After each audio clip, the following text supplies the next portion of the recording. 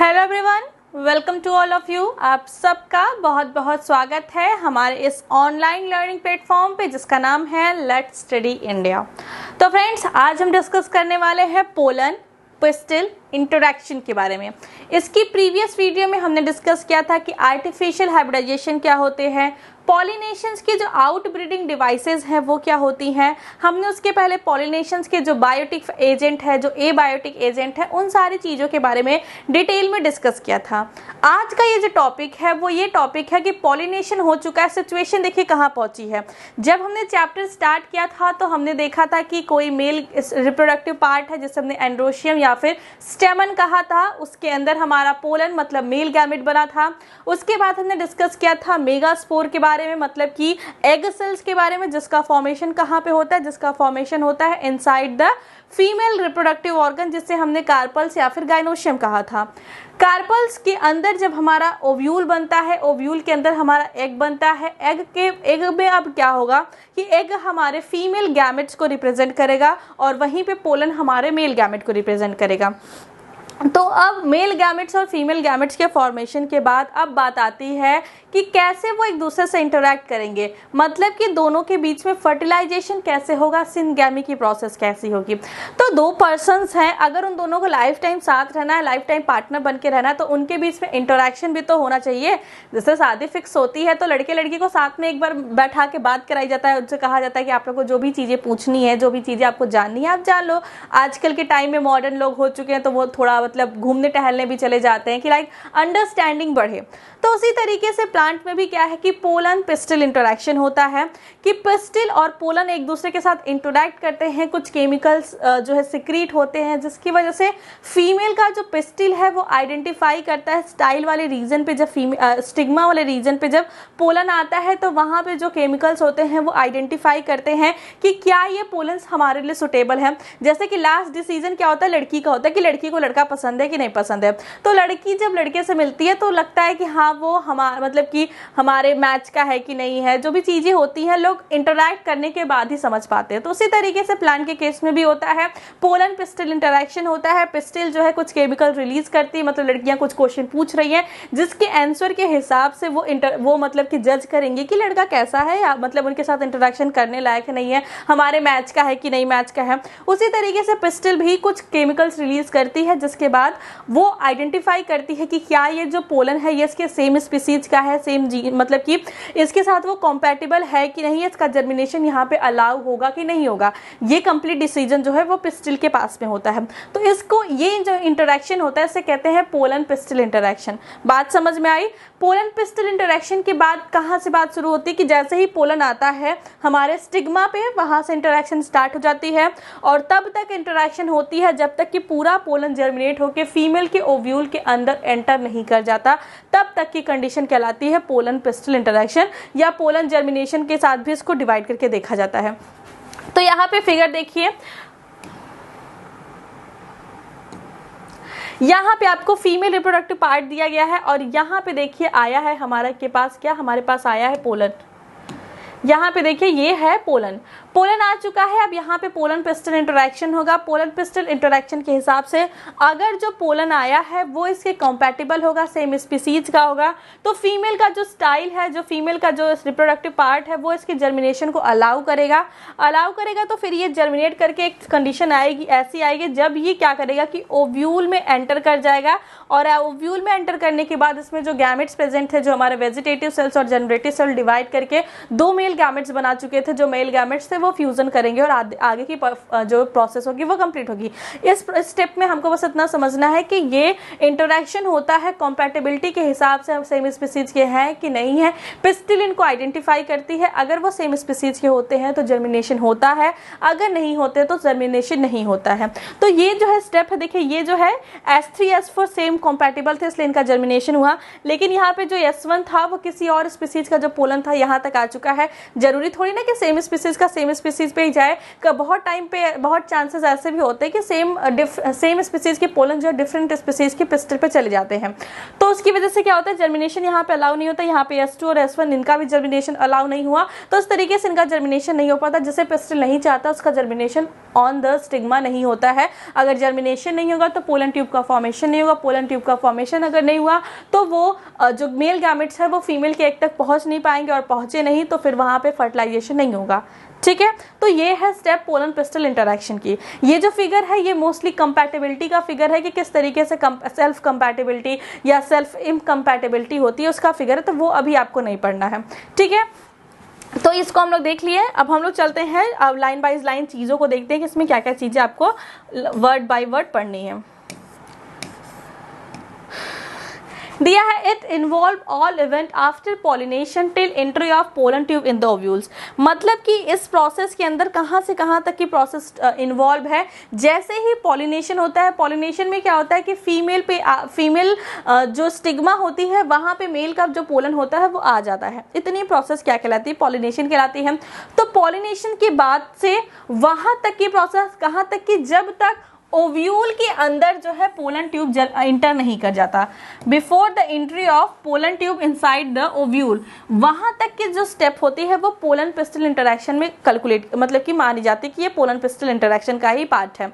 Ovule तक सिर्फ जाना है, एग तक जाना जरूरी नहीं, सिर्फ ओव्यूल तक जाना चाहिए। ठीक है, नेक्स्ट में क्या है, pistil has ability to recognise whether the pollen is right type और रॉन्ग टाइप। मतलब जो पिस्टल होती है इसके पास एबिलिटी होती है कि वो चूज कर सके, वो आइडेंटिफाई कर सके कि जो पोलन उसके ऊपर आया है, जो पोलार्ड उसके ऊपर आया है वो उसकी स्पीसीज का है, उसके जीनस का है या नहीं है। ठीक है, उसके बाद दिया है the ability of the pistil to recognize the pollen followed by the acceptance or rejection is the result of continuous dialogue between the pollen grain and the pistil।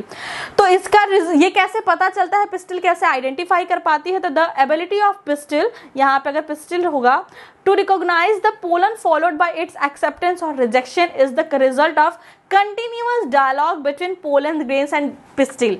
Continuous dialoguing होती है। डायलॉगिंग का मतलब ये थोड़ी ना लोग बात करते हैं कि अच्छा हाँ तुम्हारा कास्ट क्या है, अच्छा हाँ तुम्हारा फेवरेट खाना क्या है, ऐसे बातें थोड़ी ना करती हैं। होता क्या है कि ये क्या करती है, कुछ केमिकल्स रिलीज करती है, उसके रिस्पॉन्स में कुछ रिसेप्टर्स होते हैं, अगर वो सारी चीज़ें कंपैटिबल होती हैं तो जर्मिनेशन होता है, अदरवाइज नहीं होता।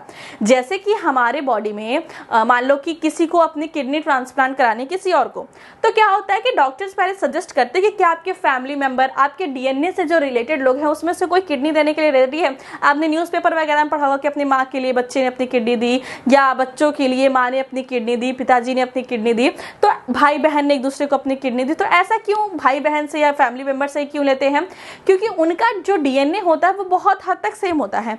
हालांकि 99% जो है हर ह्यूमन का डीएनए सेम होता है, लेकिन वो जो 0.1% जो डिफरेंस है वो बहुत बड़ा डिफरेंस होता है। हर इंसान एक दूसरे से अलग होता है। तो कोशिश की जाती है कि जो सेम टाइप के इंडिविजुअल है, जिनका जेनेटिक मेकअप सेम है अप्रॉक्सीमेटली, उनका अगर आप ऑर्गन किसी और को देते हैं तो जो ग्राफ रिजेक्शन के चांसेस होते हैं वो बहुत कम होते हैं।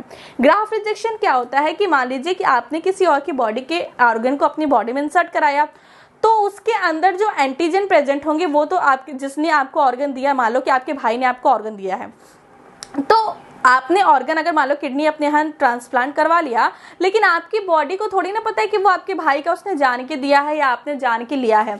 बॉडी को तो ये लगेगा कि ये जो एंटीजन है ये आपकी बॉडी का नहीं है। और अगर बॉडी को पता चला कि बॉडी में कुछ भी ऐसा है कि जो उसका एंटीजन से मैच नहीं करता, तो वहाँ पे क्या होगा, इम्यून रिस्पॉन्स एक्टिवेट हो जाएगा। हमारी मास्ट सेल, हमारे मैक्रोसाइट सेल्स, वो सारी जाके उसको किल करने का पूरा ट्राई करेंगी। तो अगर सेम जेनेटिक मेकअप होता है तो ये इम्यून एक्टिवेशन तो होता है, लेकिन उसके चांसेस बहुत कम होते हैं। कुछ मेडिकेशन वगैरह करके उसके चांसेस को बहुत हद तक कम किया जाता है।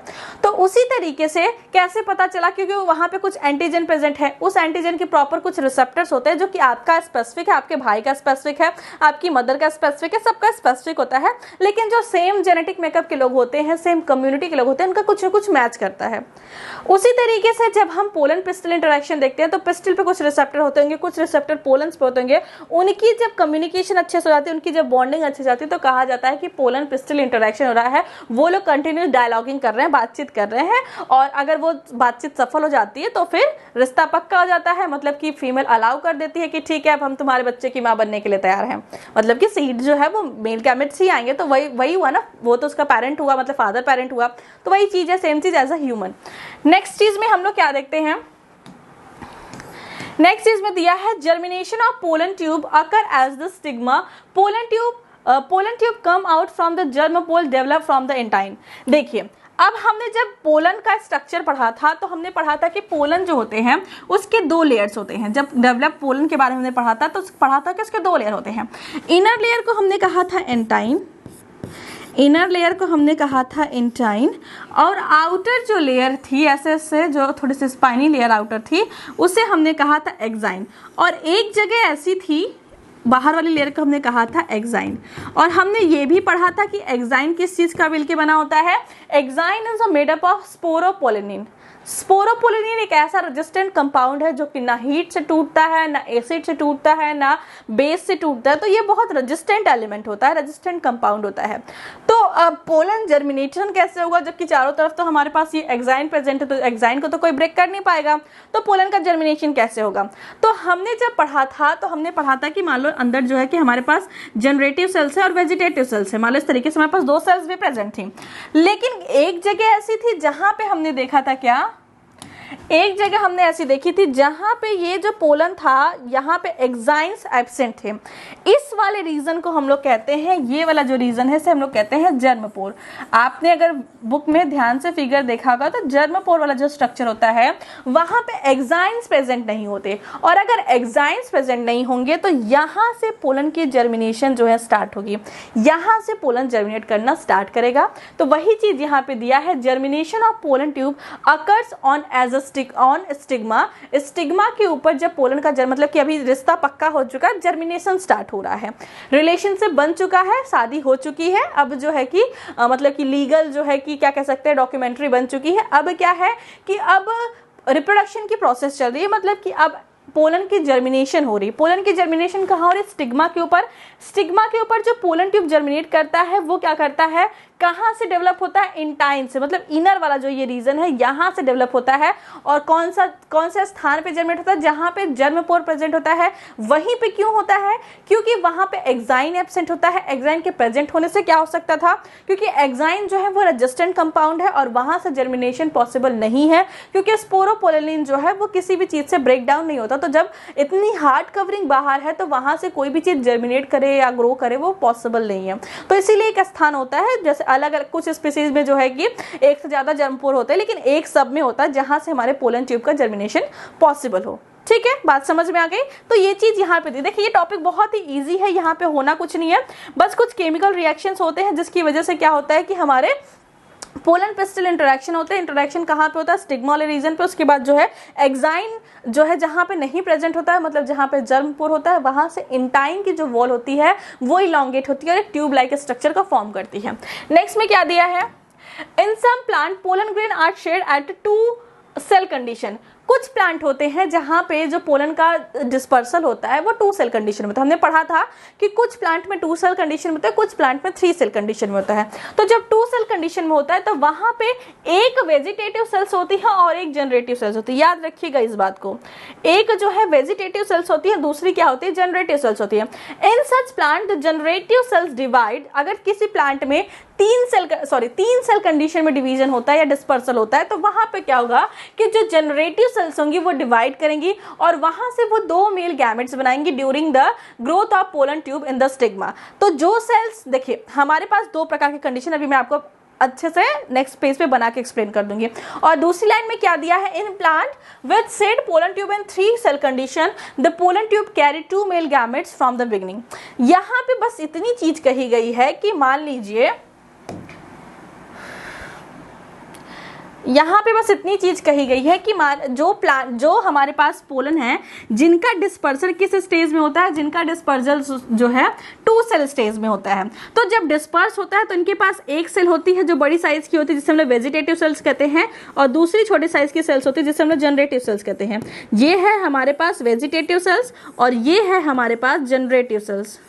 जनरेटिव सेल्स इतनी बात समझ में आई कि हमारे पास जब 2 सेल्स कंडीशन में डिस्पर्सल होता है तो 2 सेल्स होती है, एक वेजिटेटिव सेल्स होती है, दूसरी क्या होती है, जनरेटिव सेल्स होती हैं। अब क्या होता है आफ्टर द डिस्पर्सल, अब क्या होगा, इसी स्टेज में ये साइकिल रुक जाएगी। अब पॉलिनेशन हो जाएगा, स्टिग्मा पे पहुंच जाएगा। पोलन ट्यूब का जब जर्मिनेशन स्टार्ट होगा उस कंडीशन में क्या होगा कि हमारे पास जो वेजिटेटिव सेल्स हैं वो तो रहेंगी, वेजिटेटिव जो सेल्स हैं वो तो रहेंगी, जनरेटिव सेल्स डिवाइड करके 2 सेल्स बना लेंगे, जनरेटिव सेल्स डिवाइड करके 2 सेल्स बना लेंगे, जिससे हम लोग कहते हैं मेल गैमेट, जिसे हम लोग कहते हैं मेल गैमेट। यही बात ऊपर वाले पैराग्राफ में लिखा है कि जो 2 सेल्स होती हैं, तो इस प्लांट्स में क्या होता है कि जब सेल पोलन ट्यूब जर्मिनेट करता है स्टिग्मा पे, तो वहां पे जो जनरेटिव सेल्स थी वो सेल्स डिवाइड करती हैं, वहां पे जो जनरेटिव सेल्स थी वो सेल डिवाइड करती हैं, जिसकी वजह से प्लांट की प्रॉपर ग्रोथ हो पाती है। तो ये है पोलन पिस्टल इंटरेक्शन के बारे, मतलब कि ये है जर्मिनेशन के बारे में। अब बात आती है कि वो सारे प्लांट जिसमें 3 सेल स्टेज में ही मतलब कि 3 सेल स्टेज में डिस्पर्सल होता है, वहां पे क्या होता है कि ये प्रोसेस जो है before the dispersal of pollen grain हो जाता है।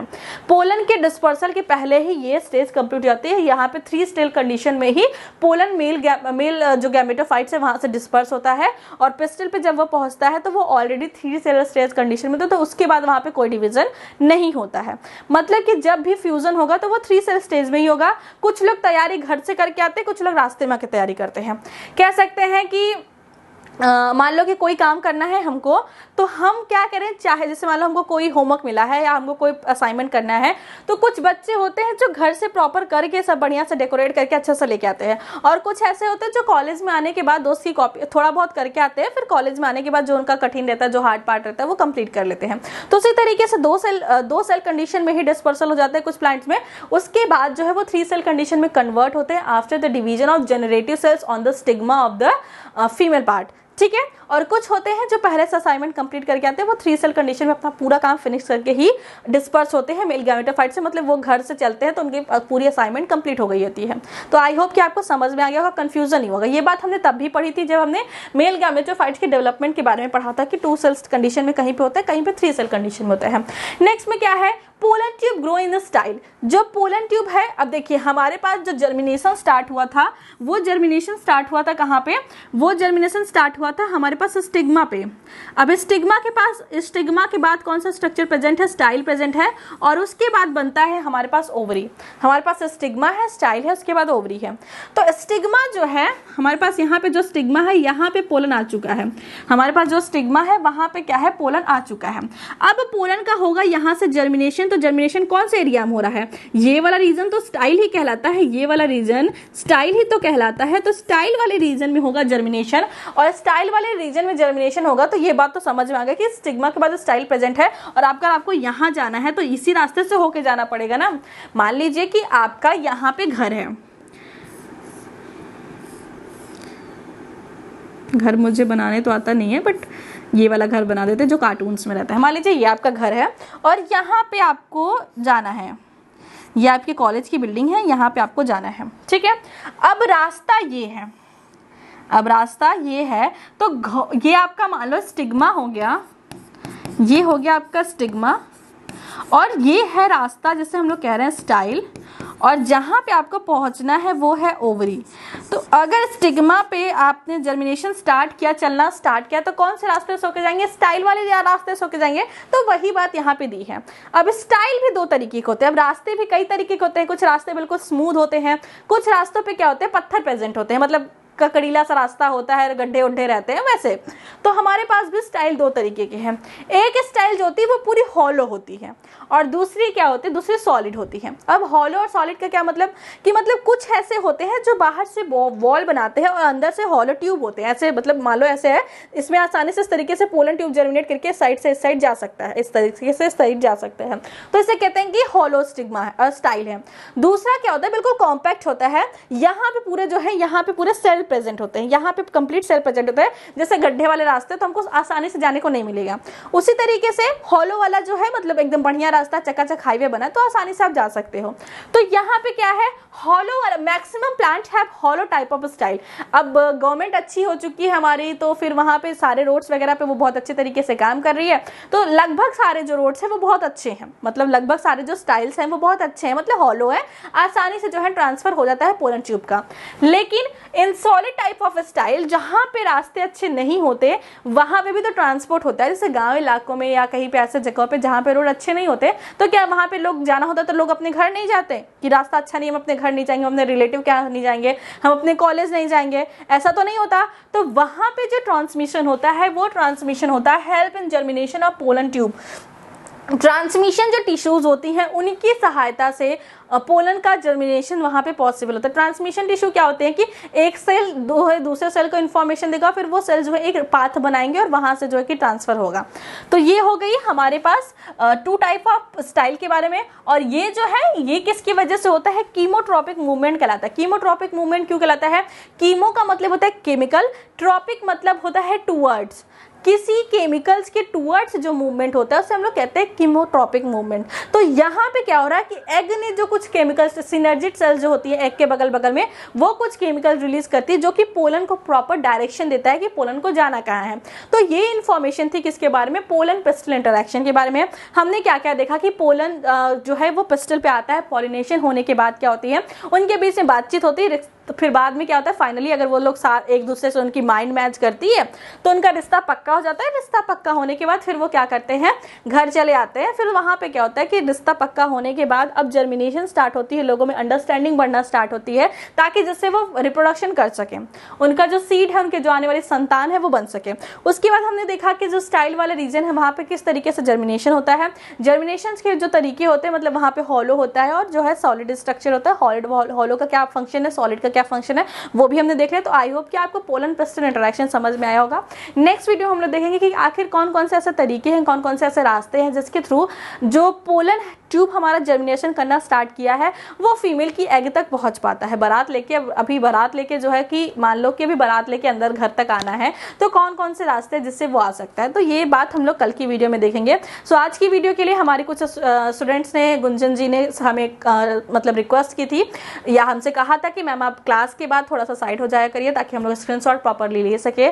सो अभी मुझे याद है, मे बी किसी वीडियो में भूल जाए तो अभी मुझे याद है तो मैं साइड हो जाती हूँ और आप लोग को एक एक स्लाइड ओपन करके दिखा देती हूँ ताकि आप लोग प्रॉपर जो है स्क्रीनशॉट ले सकें। तो ये हमारी फर्स्ट स्लाइड थी जहाँ पे हमने पोलन पिस्टल इंटरेक्शन की भी एक डायग्राम देखा। नेक्स्ट में क्या है कि ये हमारे पास जो है इन्फॉर्मेशन थी कि किस तरीके से उनके अंदर जो है कम्युनिकेशन होता है। फिर यहाँ पे हमने बात की थी कि किस तरीके से पोलन ट्यूब का जर्मिनेशन कौन से एरिया से होता है, अगर 2 सेल कंडीशन होती है तो क्या कंडीशन होती है, अगर 3 सेल कंडीशन होती है तो कौन सी कंडीशन होती है, और सबसे लास्ट में हॉलो और जो सॉलिड टाइप का स्टाइल प्रेजेंट होता है तो क्या कंडीशन होती है। सो ये था कंप्लीट आज की वीडियो के बारे में। कल की वीडियो में हम लोग डिस्कस करेंगे पोलन ट्यूब के एंट्री के बारे में। सो आई होप कि आपको वीडियो अच्छा लगा हो। यहाँ तक वीडियो देखने के लिए आप लोग का बहुत बहुत थैंक यू। मिलते हैं नेक्स्ट वीडियो में, तब तक पढ़ाई करते रहिए। All the very best.